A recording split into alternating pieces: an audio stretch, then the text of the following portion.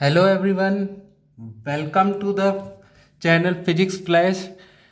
ये हमारा इंटीग्रेशन का थर्ड लेक्चर है। इससे पहले हम इंटीग्रेशन के दो वीडियोस को पूरा कर चुके हैं और उनमें हमने डायग्राम की मदद से कंसेप्ट को समझा है। ये जो वीडियो है ये हमारी एक series basic tool for physics का ही पार्ट है। बेसिक टूल फॉर फिजिक्स के फर्स्ट लेक्चर में मैंने आपको बताया था कि कौन कौन से वो टॉपिक्स हैं जिनको हम कवर करेंगे और ये देखेंगे कि इसका यूज़ हमें आगे की अपने फिजिक्स के चैप्टर में पड़ेगा। ठीक है, उसके बाद हमने ट्रिग्नोमेट्री के बाद डिफरेंशिएशन और डिफरेंशिएशन के बाद इंटीग्रेशन को वन बाय वन प्रोसीड किया। ये सारे वीडियो लेक्चर में हमने एक सेट पैटर्न से काम किया है। जैसे कि पहले फर्स्ट लेक्चर या दो लेक्चर्स में हमने डायग्राम की मदद से कंसेप्ट को समझ लिया और फिर उसके बाद फॉर्मूले देखे। ज़्यादातर फॉर्मूले हमने आखिरी की वीडियो लेक्चर्स में देखा है, क्योंकि ये जानना ज़रूरी है कि पर्टिकुलर टॉपिक को हम पढ़ते क्यों हैं और इन टूल्स को हम कहाँ पे यूज़ करेंगे। ठीक है, तो एक टिप आज के लिए रहेगी कि चाहे वो ट्रिग्नोमेट्री हो, डिफरेंशिएशन हो या इंटीग्रेशन हो, उस सब के फॉर्मूले को आप अपनी वॉल पे स्टिक कर लीजिए या फिर टेबल पे जहाँ पे आपका स्टडी रूम हो वहाँ पे इसको स्टिक कर लीजिए, जहाँ आपकी नज़र बार बार जाए, ताकि आपको अलग से एफर्ट नहीं डालना पड़े ये फॉर्मूलेस को याद करने के लिए। ठीक है, वैसे हम जो फॉर्मूले पढ़ेंगे हमने ये भी देखा है कि कौन से इंपॉर्टेंट फॉर्मूले हैं और कौन से फॉर्मूले हैं जिनको लीव कर देना है अभी के लिए, ताकि हम अपने मेन कोर टॉपिक फिजिक्स पे जल्दी से जल्दी आ सके।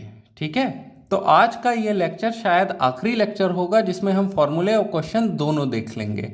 इससे आपको एक बेसिक आइडिया लग जाएगा कि हमको किस तरीके से पढ़ना है और कितना पढ़ना है किसी पर्टिकुलर टॉपिक को। तो हम फॉर्मूले से शुरू करते हैं। देखिए, इससे पहले मैंने आपको अपने इंटीग्रेशन के लेक्चर में बताया था कि डिफरेंशिएशन और इंटीग्रेशन रिवर्सिबल है। जिस पर्टिकुलर फंक्शन को आप डिफरेंशिएट कर रहे हो और जो आंसर आएगा उसी को अगर आप इंटीग्रेट कर दोगे तो आपको आपका क्वेश्चन मिल जाएगा। फॉर एग्जाम्पल, अगर x की पावर n+1 अपॉन n+1 को आप डिफरेंशिएट करोगे तो इंटीग्रेशन मिल जाएगा x की पावर n का। इसका जस्ट अपोजिट अगर इसी का अगर आप इंटीग्रेट कर दोगे तो आपको देखिए ये पर्टिकुलर फंक्शन आपको वापस मिल गया। ठीक है, अगर आप log mod x का डिफरेंशिएशन करोगे तो आपको मिल गया 1/x। अब इसी का अगर आप इंटीग्रेशन कर दोगे तो आपको log mod x मिल जाएगा। ठीक है, फिर देखिए, आप डिफरेंशिएट करोगे e की पावर x का, इसी का आप इंटीग्रेशन कर दो तो आपको वापस से क्वेश्चन मिल जाएगा। अब अगर आप a की power x upon log a का डिफरेंशिएशन करोगे तो आप ध्यान से देखो, मैंने आपको बताया था कि डिफरेंशिएशन में कांस्टेंट बाहर हो जाता है। log a का बेस e एक कांस्टेंट है, तो आप जब इसको डिफरेंशिएट करोगे तो आप किसको डिफरेंशिएट करते हो? a की power x upon log a base e, इसका अगर आप डिफरेंशिएट करोगे तो ये डिनोमिनेटर तो कांस्टेंट है, तो हम क्या लिख सकते हैं इसको 1/log a to the base e, और इसको डिफरेंशिएट करेंगे a की पावर x में। जब a की पावर x को डिफरेंशिएट करेंगे तो ये हो जाएगा आपका a की power x into log a। अब डिनोमिनेटर में आपका log a, तो log a by log a तो 1 होता है ना, तो ये हो गया a की पावर x। तो देखिए, जिसको आपने डिफरेंशिएट किया था और आंसर आया आपका a की पावर x। अब अगर आप a की पावर x को इंटीग्रेट कर देंगे तो आंसर आपका वापस से a की power x upon log a आ जाएगा। ऐसे ही ट्रिग्नोमेट्री फंक्शन का होगा, साइन x का आपका डिफरेंशिएशन होगा cos x, और cos x का इंटीग्रेशन क्या हो जाएगा? Sine x। ठीक है, अगर मैं माइनस कॉस एक्स का डिफरेंशिएट करूं तो आपको याद होगा, आप वीडियोस में जा करके देख लिए कि जिस भी ट्रिग्नोमेट्रिक फंक्शन जो c से चालू हुआ है उसका डिफरेंशिएशन नेगेटिव होता है। जैसे cos x का differentiation minus of sine x होता है। cos x का डिफरेंशिएशन हमारा माइनस ऑफ साइन x होता है। ठीक है। तो minus of differentiation of minus of cos x करेंगे तो क्या आ जाएगा, साइन एक्स आ जाएगा। ठीक है। तो हमने क्या देखा, अब tan x का तो माइनस कॉस एक्स का डिफरेंशिएशन साइन एक्स आया, तो साइन एक्स का इंटीग्रेशन क्या आ जाएगा, माइनस ऑफ कॉस एक्स। ठीक है। तो अब जिसका आंसर सी से चालू हो, ये टिप है इंटीग्रेशन में, जिस ट्रिग्नोमेट्रिक इंटीग्रेशन में आंसर जब सी से चालू हो रहा है तब हम नेगेटिव लगा रहे हैं। For example then minus cot x का डिफरेंशिएशन क्या आया, कॉसेक स्क्वायर एक्स, तो कॉसेक स्क्वायर एक्स का इंटीग्रेशन क्या आया, माइनस कॉट एक्स। ये कोई रूल नहीं है, ये टिप है बस याद रखने के लिए। जैसे किसी भी सी से चालू हुए ट्रिग्नोमेट्रिक फंक्शन को डिफरेंशिएट कर दोगे, ट्रिग्नोमेट्रिक रेशियो को डिफरेंशिएट कर दोगे तो वो आंसर में माइनस देता था, है ना। अब देखिए tan x का डिफरेंशिएशन sec स्क्वायर है, sec स्क्वायर x का इंटीग्रेशन क्या होगा, tan x। Minus cot x का cosec स्क्वायर एक्स है, तो cosec स्क्वायर एक्स का क्या होगा, माइनस कॉट एक्स। आप चाहे तो इसका स्क्रीनशॉट लेकर के अपने कॉपीज में लिख लीजिए या फिर इसको डाउनलोड कर लीजिए नेट से। ठीक है। अभी मैंने इतने फॉर्मूलेज आपको दिखा दिए हैं। ठीक है। आप चाहे तो वीडियो को पॉज करके इन सबको नोट डाउन कर लीजिए। इसके बाद आप देखेंगे डिफरेंशिएशन sec x का क्या था, sec x tan x, तो sec x tan x का इंटीग्रेशन क्या होगा, sec x। cosec x का डिफरेंशिएशन होता था minus cosec x cot x, तो माइनस कॉसेक एक्स का डिफरेंशिएशन क्या होगा, कॉसेक एक्स कॉट एक्स। इसका मैं इंटीग्रेशन कर दूंगा तो मुझे माइनस ऑफ कॉसेक एक्स मिल जाएगा। ठीक है। पिछली बार डिफरेंशिएशन में मैंने आपको इनवर्स ट्रिग्नोमेट्रिक रेशियोज नहीं पढ़ाया है, क्योंकि मुझे लगा कि इतना सब कुछ पढ़ाने से ज़्यादा हो जाएगा, थोड़ा आपको ओवरलोड हो जाएगा, और शुरू में हमें थोड़ा धीमा चलना है ना, ताकि आगे हमें प्रॉब्लम ना हो, हमारा मोमेंटम बना रहे। तो अभी हम देख लेते हैं कि उनके फॉर्मूले क्या थे। साइन इनवर्स एक्स का डिफरेंशिएशन है 1/√1 माइनस एक्स स्क्वायर, तो इसका इनवर्स मतलब इंटीग्रेट करोगे तो ये आएगा साइन इनवर्स एक्स। अगर tan इनवर्स एक्स का डिफरेंशिएशन देखता हूं तो वो होता है 1/1 प्लस एक्स स्क्वायर, तो इसी का आप इंटीग्रेट करोगे तो ये आ जाएगा tan इनवर्स एक्स।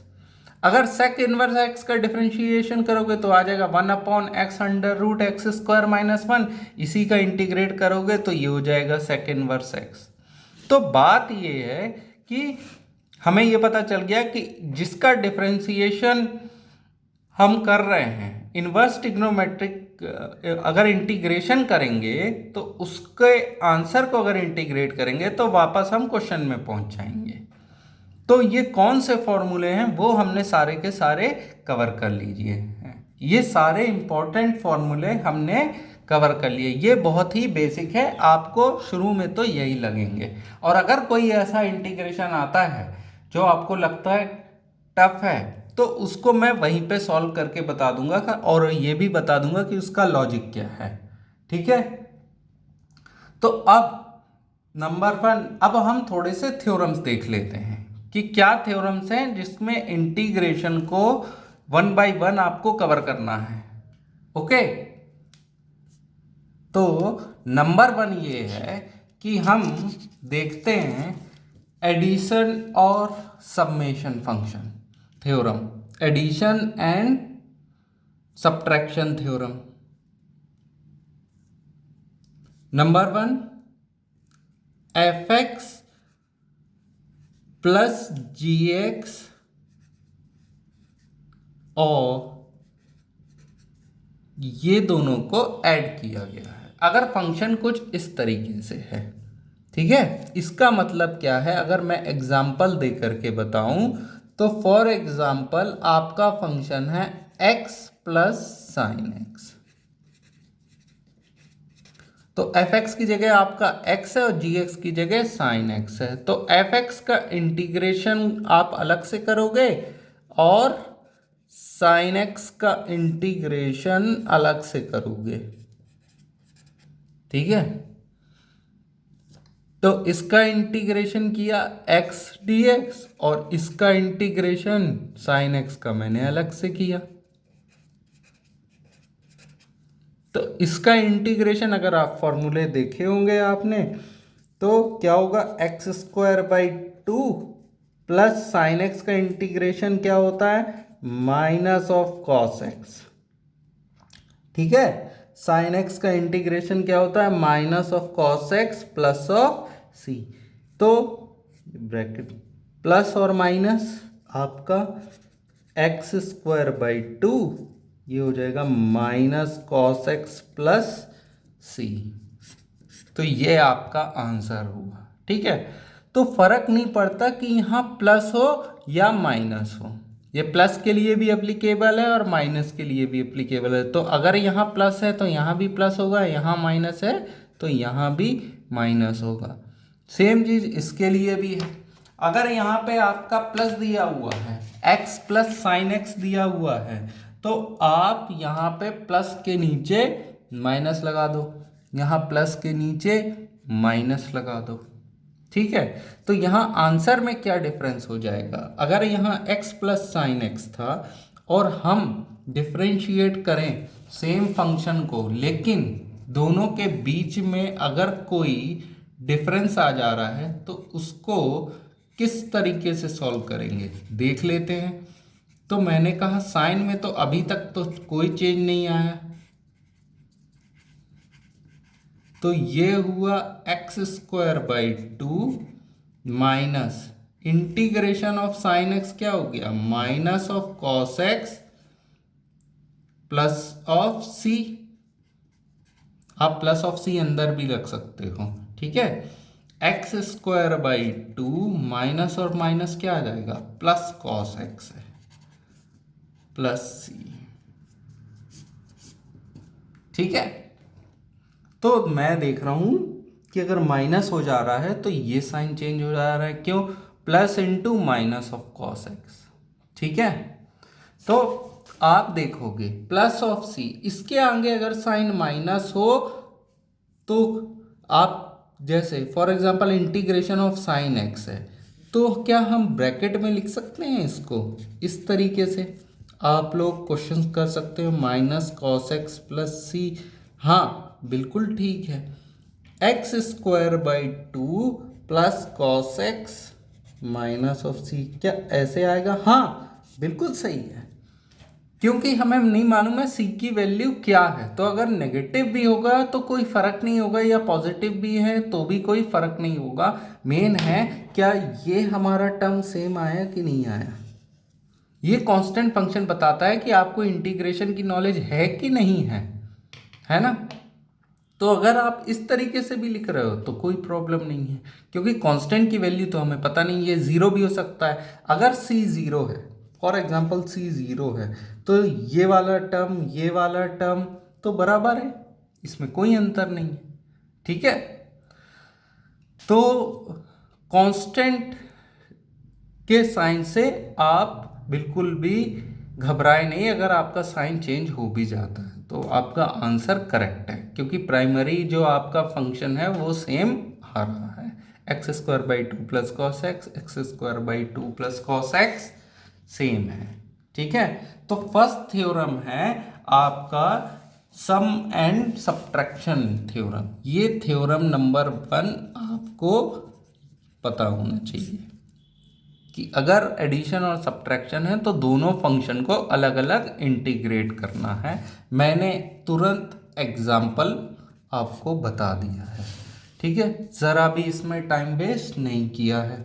थ्योरम 2 आप सबको पता है, मैं सेकेंड लेक्चर या फर्स्ट लेक्चर में इसकी बात कर चुका हूँ कि अगर आप इंटीग्रेट कर रहे हो किसी फंक्शन को और उसमें एक कांस्टेंट मल्टीप्लाइड है, ए यहाँ पे कांस्टेंट है, अगर वहाँ पे कांस्टेंट मल्टीप्लाइड है तो आप उस कांस्टेंट को बाहर ले लोगे इंटीग्रेशन के साइन के, वो सिर्फ मल्टीप्लाइड है, ए डी एक्स। इसका मतलब है ये जो ए है ये मल्टीप्लाइड है इस फंक्शन से, ठीक है। तो जब a मल्टीप्लाइड है इस फंक्शन से, इंटीग्रल फंक्शन से, तो इसको किस तरीके से हम अप्लाई करेंगे देख लेते हैं। ठीक है। फॉर एग्जाम्पल आपको फंक्शन दिया है a into power a into x square D x. ठीक है। या फिर आपको दिया है 2x स्क्वायर। आप अपन ये वाला एग्जाम्पल देख लेते हैं, ये आपके लिए होमवर्क हो गया, ये मैं कर देता हूँ। 2 है तो 2 तो एक कांस्टेंट है, 2 into integral of x square D x, इसका इंटीग्रेशन क्या होगा एक्स क्यूब बाई 3 और आप प्लस सी एल एक्स से लिख दो। ये हो गया आपका आंसर। देखो 2 सिर्फ मल्टीप्लाइड है। ठीक है, 2 सिर्फ मल्टीप्लाइड है। तो कभी भी कोई कांस्टेंट अगर मल्टीप्लाइड है उसको इंटीग्रेशन के साइन के बाहर लेकर के उसको आपको मल्टीप्लाई कर देना है। ठीक है, ये चीज आप ध्यान में रखिएगा। तो हमें ये दो थ्योरम बहुत ही इंपॉर्टेंट है। ठीक है, अब हम आते हैं अपने थर्ड, बहुत ही इंपॉर्टेंट एक थ्योरम है, और शायद ये आपको इंटीग्रेशन इस लेवल का पढ़ना पड़ जाए। क्या है वो थ्योरम? वो थ्योरम है सब्स्टिट्यूशन। सब्स्टिट्यूशन आप चाहो तो इसको स्किप कर लो, लेकिन अगर इसके बारे में थोड़ा सा जान ले तो आपके लिए अच्छा रहेगा। क्या होगा वो सब्स्टिट्यूशन, अभी देख लेते हैं। फॉर एग्जाम्पल आपके पास एक फंक्शन है, उस फंक्शन के अंदर एक और फंक्शन है। ठीक है, अब ये मैंने क्या लिखा है तो ध्यान से देख लीजिए। अगर फंक्शन है gx, ठीक है, अब इसको इंटीग्रेट करना, क्योंकि हमने जो फॉर्मूले देखे हैं वो फॉर्मूले में, हर फॉर्मूले में x डोमेन का इंटीग्रेशन किया गया है। सब में वेरिएबल x है, या तो वेरिएबल x हो या फिर सब में वेरिएबल y हो। यहाँ में g डैश का मतलब है कि ये gx का डिफरेंशिएशन है। What is g dash x? मैंने अगर आपने पहले के लेक्चर देखे होंगे तो आपको बिल्कुल दिक्कत नहीं होगी। तो अगर आप नए आए हैं तो पहले के वीडियोस ज़रूर देखें, डिफरेंशिएशन के वीडियोस ज़रूर देखें। तो gx का फंक्शन का अगर मैं देख रहा हूँ क्या है, इसको मैं मान लेता हूँ t के बराबर है। तो अगर मैं इसको डिफरेंशिएट करता हूँ तो ये g डैश एक्स क्या हो जाएगा dt बाई डी एक्स। तो dt क्या हो गया आपका g dash x into D x. तो इस चीज को मैं ऊपर पुट कर दूंगा, gx की जगह क्या आ गया t वेरिएबल आ गया, और g डैश एक्स ही क्या हो गया dt हो गया। अब देखिए इसको इंटीग्रेट करना बहुत आसान है। ठीक है, इसको इंटीग्रेट करना बहुत आसान है। तो ये हमारा थ्योरम थर्ड है, लेकिन इसको अप्लाई कैसे करें, इसको अप्लाई कैसे करें अभी देख लेते हैं। ठीक है, फॉर एग्जाम्पल एक हमारा क्वेश्चन है integration of log x upon x dx। ठीक है, तो आप मान लीजिए log x को हम मान लेते हैं t। ठीक है, ठीक है, तो ये इससे कैसे रिलेटेड है ध्यान से देखिएगा। log x को हम मान लेते हैं t, इसको हम डिफरेंशिएट करेंगे। log x का डिफरेंशिएशन हर किसी को पता है क्या होता है 1/x, है ना। log x का डिफरेंशिएशन है 1/x, तो दोनों साइड हम डिफरेंशिएट कर रहे हैं। इसको डिफरेंशिएट करेंगे तो आएगा 1/x, इसको डिफरेंशिएट करेंगे तो आएगा dt अपॉन dx। तो अगर dx को मैं इस साइड ले जाता हूं तो dt किसके बराबर हो जाएगा dx अपॉन x के। ठीक है, dt किसके बराबर हो जा रहा है आपका dx अपॉन x के। तो मैं देखता हूं भाई dx अपॉन x तो दिया हुआ है ना, dx अपॉन x तो दिया हुआ है, वो क्या है dt। वो क्या है dt और log x क्या है t। ठीक है, तो इसका इंटीग्रेशन अगर मैं t देखूं तो ये क्या है टी स्क्वायर बाई 2 है ना, टी स्क्वायर बाई 2। टी क्या है log x, तो t का स्क्वायर मतलब log x का होल स्क्वायर अपॉन 2। आप लोगों में से कोई भी ये गलती नहीं करेगा कि log x का होल स्क्वायर को आप लोग log x स्क्वायर लिखने लगें। ये बहुत ही बड़ा ब्लंडर है, कभी भी ऐसा नहीं करेंगे, ऐसा ही रहेगा। ना तो ये log x का होल स्क्वायर ना तो log x स्क्वायर होगा ना ही log स्क्वायर x होगा, ये दोनों चीज सरासर गलत है। ठीक है, ये चीज आपको ध्यान रखना है, आपका आंसर बस यहीं खत्म है, तो प्लस सी। ठीक है, तो इस तरीके से किया कि यहां पे फंक्शन मैंने gx क्या था, gx यहां पे log x था, उसको मैंने t ले लिया, इसको डिफरेंशिएट किया तो 1/x आया, dt by d x, d T हुआ dx अपॉन x। आप इस चीज को, आप कई बच्चे कंफ्यूज हो जाते हैं, log x into D x upon x भी तो लिख सकते हो, तो dx अपॉन x मैंने वही लिखा है, कोई इन दोनों को खींचा नहीं है। ठीक है, एक और हम एग्जाम्पल कर लेते हैं। तो एक एग्जाम्पल तो हमने अभी अभी देख लिया, मैं थोड़ा एग्जाम्पल फास्ट करा रहा हूं, आप इसको बार बार देखेंगे। एग्जाम्पल 1 है, ठीक है।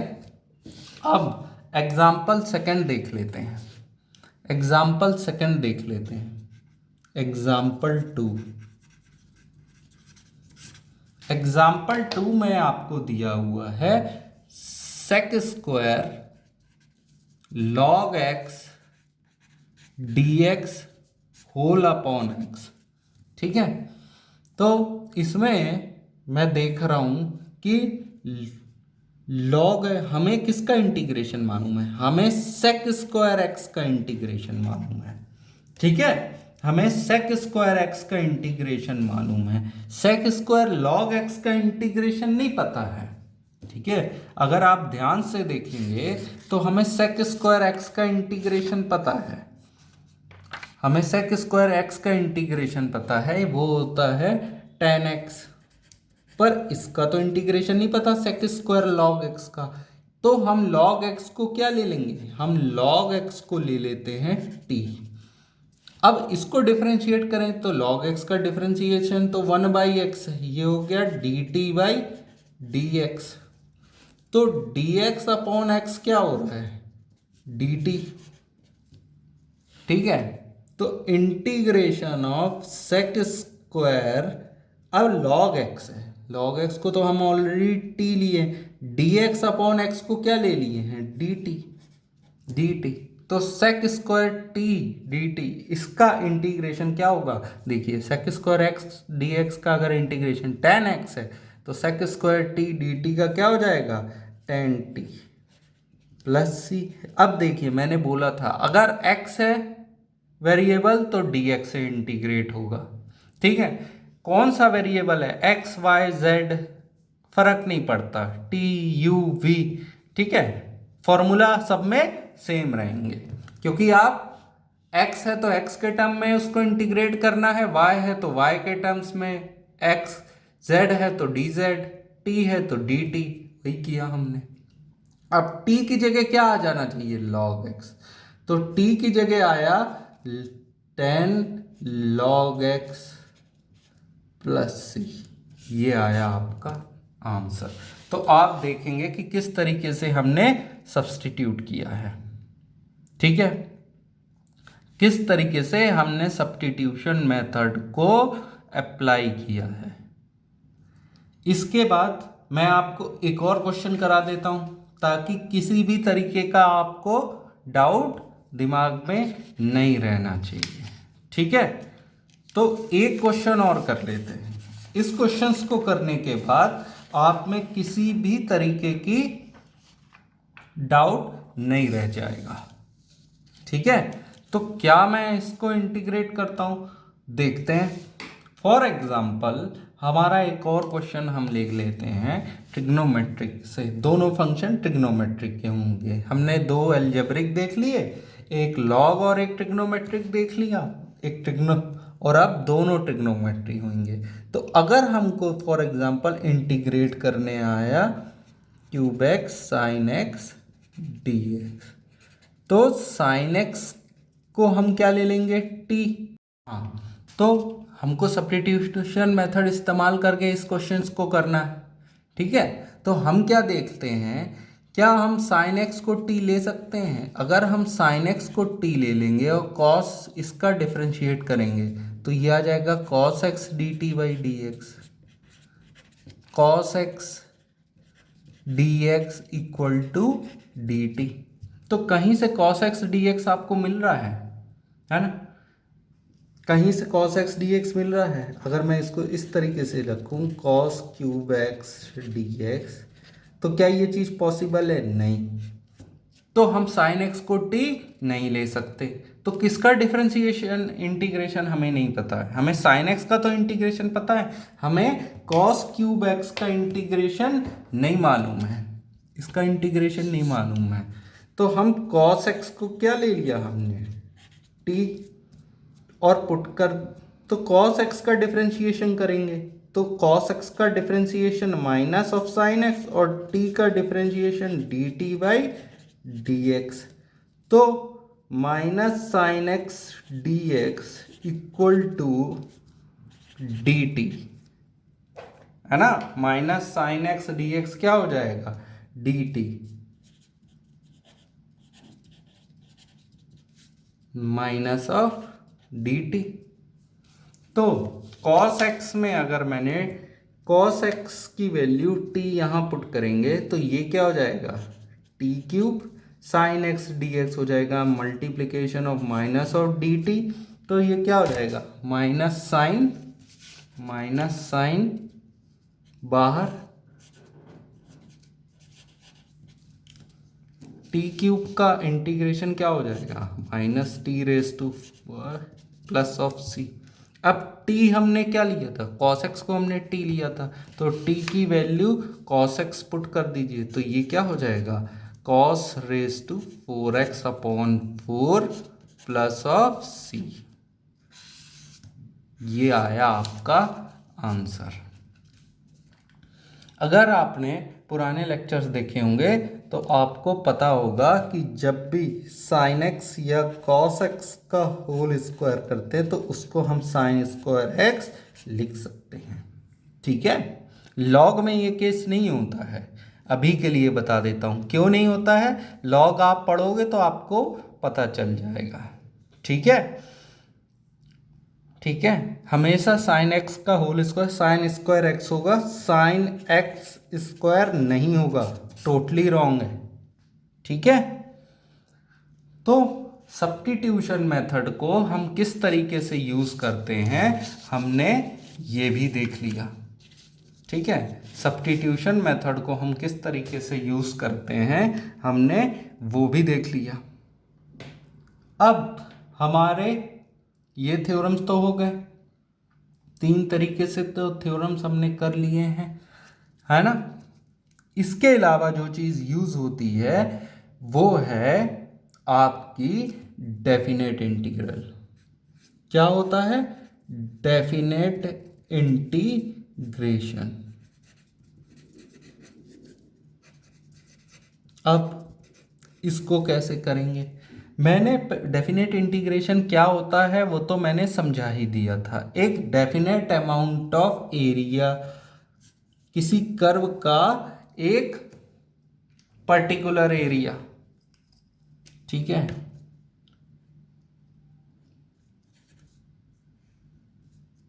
ए और ये बी, ठीक है, इस पर्टिकुलर बीच का एरिया,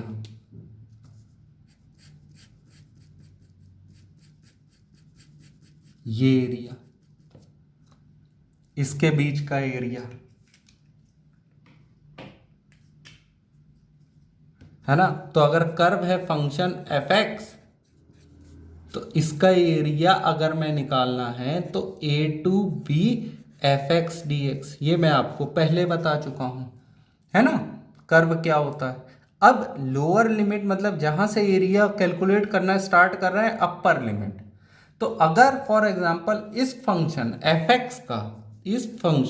एक्स का अगर हम मान लेते हैं इंटीग्रेशन है फाई एक्स, ठीक है। तो जब लिमिट नहीं होगा तब तो ठीक है, पर जब लिमिट होती है तो हम क्या करते हैं, ब्रैकेट में लोअर लिमिट को यहाँ लिखते हैं, अपर लिमिट को यहाँ लिखते हैं। फिर क्या करेंगे, अपर लिमिट को x की जगह पुट करेंगे और माइनस करेंगे लोअर लिमिट से, ठीक है। आपको याद रखना है upper limit minus lower limit. Function की जगह जिसको इंटीग्रेट किया है उसकी जगह वैल्यू आपको पुट ऑफ करनी है, ठीक है। उसकी जगह वैल्यू आपको पुट ऑफ करनी है। फॉर एग्जाम्पल अगर मैं फॉर्मूला करने जाऊं, फॉर्मूले को अप्लाई करने के लिए एक क्वेश्चन करूं तो उसको किस तरीके से अप्लाई करेंगे देख लेते हैं, ठीक है। अभी देख लेते हैं। फॉर एग्जाम्पल आपको एक क्वेश्चन दिया है, ठीक है। ये बहुत ही बेसिक क्वेश्चन है, इसमें घबराने की बिल्कुल ज़रूरत नहीं है। 3 to 6, ठीक है, 3 to 6 है ना। हम थोड़ा डार्क पेन ग्रीन पेन का इस्तेमाल कर लेते हैं। 3 to 6 अगर मैं यूज़ करता हूँ, एक लोअर लिमिट 3 है, अपर लिमिट 6 है, और मैं इंटीग्रेट करता हूँ 2x square plus 3x plus 5 को, तो आपको देखिए एक तो प्लस में है, तो जो हमने थ्योरम 1 पढ़ा था कि आप सबको इंडिविजुअली इंटीग्रेट करोगे, ठीक है। आप सबको इंडिविजुअली क्या करना है, आपको इंटीग्रेट करना है, ठीक है। हमने ये थ्योरम देखा था, अगर आप देखें एफ एक्स प्लस माइनस जी एक्स, तो यहाँ पे सारे के सारे एल्जेब्रिक फंक्शन अलग अलग हैं। इस क्वेश्चन में आपको सबके सब तो 2x स्क्वायर को मैं अलग इंटीग्रेट करूँगा, 3x को मैं अलग इंटीग्रेट करूँगा, और 5 को भी मैं अलग इंटीग्रेट करूँगा, ठीक है। अब देखिए सेकंड थ्योरम भी अभी यूज हो गया। अगर आपका कोई कांस्टेंट है तो वो कांस्टेंट बाहर निकल आएगा, तो 2x स्क्वायर में 2 है तो ये आपका बाहर निकल आएगा। यहाँ 3 कांस्टेंट है, यहाँ वो फंक्शन के बाहर निकल आएगा। अंदर क्या रहेगा, इंटीग्रेट सिर्फ किसको करेंगे, x dx को, और यहाँ 5 बाहर निकल आएगा, इंटीग्रेट किसको करोगे, dx को, ठीक है।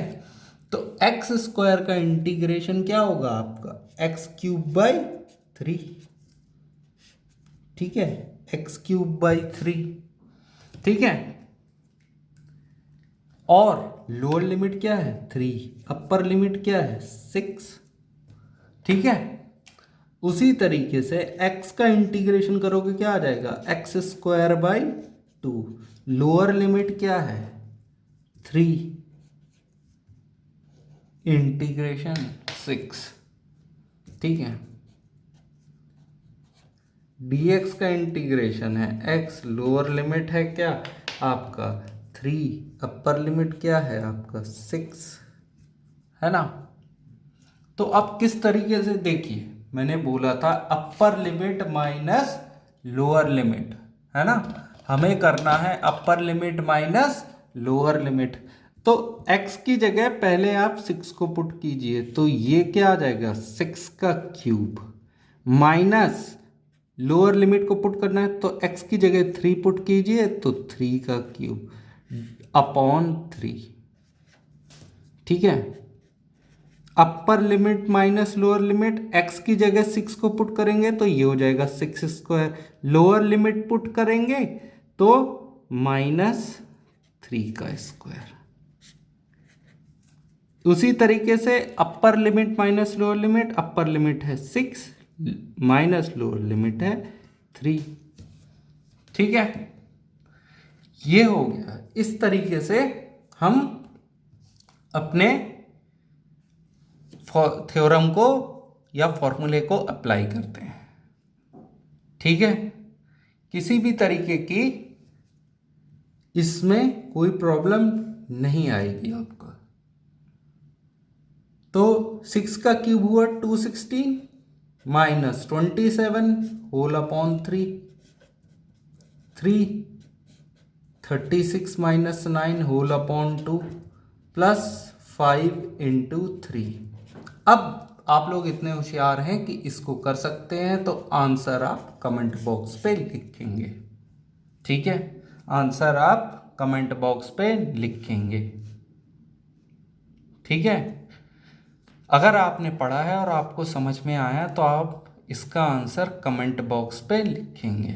मैं आपको फिर बता रहा हूँ, जब भी इनडेफिनेट इंटीग्रेशन आप करेंगे, जब भी इनडेफिनेट इंटीग्रेशन आप करेंगे, तो जो इंटीग्रल आया है उसमें x की जगह आप पहले तो अपर लिमिट, जैसे b की जगह 6 था, ये फंक्शन हमारा एक्स स्क्वायर था, fx की जगह हमारा क्या था फंक्शन एक्स स्क्वायर था, x था और 1 था, कुछ नहीं है, मतलब x की पावर 1 है या फिर x की पावर 0 है। ठीक है, तो जब एक्स स्क्वायर है, इसका जब इंटीग्रेशन था एक्स क्यूब बाई 3 आया, वही 5x के बराबर है। ठीक है, मैंने बोला था 5x आप इन फॉर्मूले में क्या लिखेंगे 5b माइनस 5a। ठीक है, यहां लोअर लिमिट क्या थी, यहां लोअर लिमिट थी 3, अपर लिमिट क्या थी 6, तो यहां पे 5b की जगह क्या हो गया 6 cube upon 3 minus 3 cube upon 3। Same goes x। ठीक है, x फंक्शन क्या था यहाँ पे x, 5x क्या हो गया आपका x square by 2, x square by 2, तो x की जगह एक बार क्या रखोगे 6, तो 6 स्क्वायर बाई 2, एक बार क्या रखोगे 3, तो 3 स्क्वायर बाई 2। आ गया आंसर। तो आपको बहुत इजी है इसको अप्लाई करना।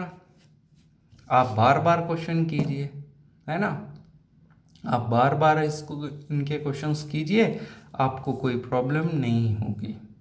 अगर इसके अलावा इंटीग्रेशन में कोई ऐसा फंक्शन मिलता है, कोई ऐसा थ्योरम मिलता है, चाहे वो डिफरेंशिएशन हो, इंटीग्रेशन हो या ट्रिग्नोमेट्रिक है, उसका वीडियो बना करके मैं इसी प्लेलिस्ट में अपग्रेड कर दूंगा। तो आप बार बार ये प्लेलिस्ट चेक कर लीजिएगा।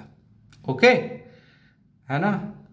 तो मिलते हैं, अब हम अपना रियल फिजिक्स चालू करने वाले हैं। ठीक है, हमने एक बेसिक टूल फॉर फिजिक्स की वीडियो लेक्चर की सीरीज कंप्लीट कर ली है। ठीक है, बेसिक वीडियो लेक्चर की सीरीज कंप्लीट हो गई है।